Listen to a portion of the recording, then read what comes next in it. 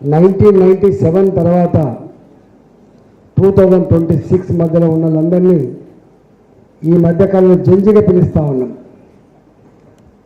నేను అందరి ముఖాలు చూసిన తర్వాత విద్యార్థులతో పాటుగా మా యువ కిషోరాలు ప్రతి నిత్యం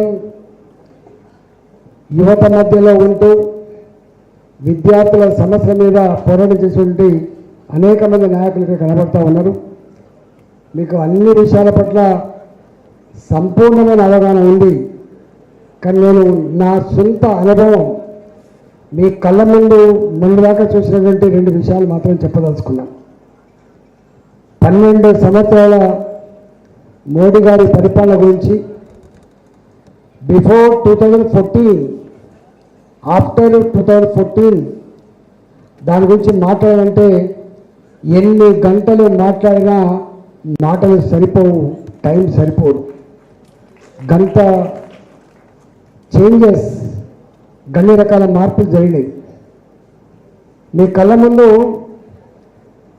జరిగిన 2 పరిణామాలను మాత్రమే చెప్పి నేను ముగిస్తా. నాకు 10 నిమిషాలు మాత్రమే ఇచ్చింది కాబట్టి.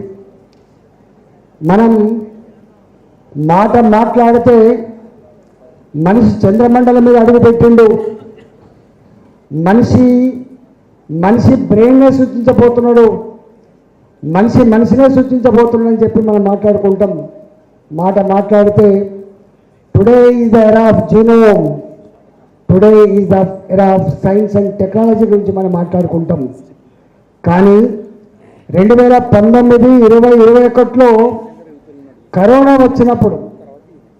వచ్చినప్పుడు ప్రపంచమంతా కూడా వణికిపోయింది.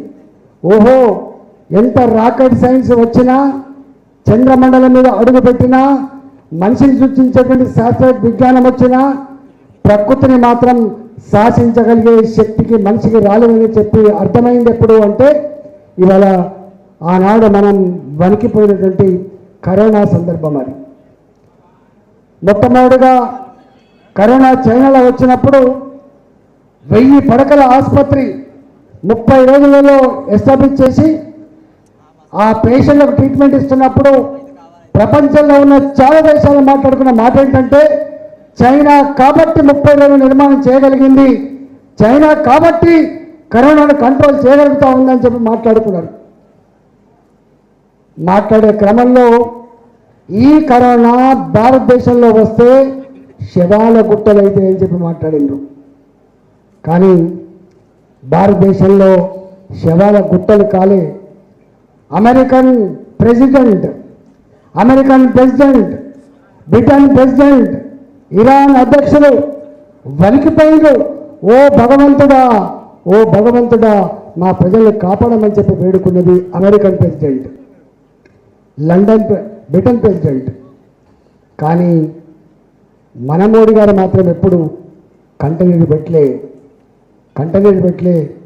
మోడీ గారు ఇప్పుడున్న ఈ సందర్భంలో భారత ప్రజానికానికి అందించవలసింది ధైర్యం తప్ప మందు లేదని చెప్పి మొట్టమొదటిగా మాట్లాడిన మహనీయుడు నరేంద్ర మోడీ గారు మాత్రమే.